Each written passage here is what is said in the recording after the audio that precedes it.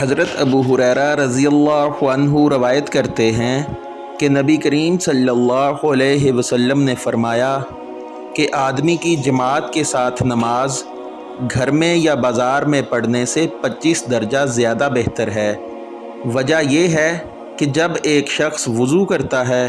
اور اس کے تمام آداب کو ملحوظ رکھ کر اچھی طرح وضو کرتا ہے، پھر مسجد کا راستہ پکڑتا ہے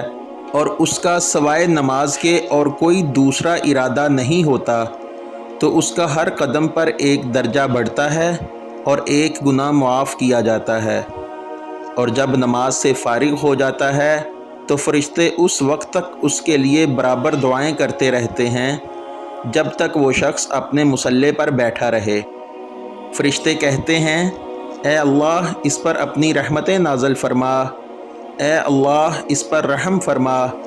اور فرمایا کہ جب تک تم نماز کا انتظار کرتے ہو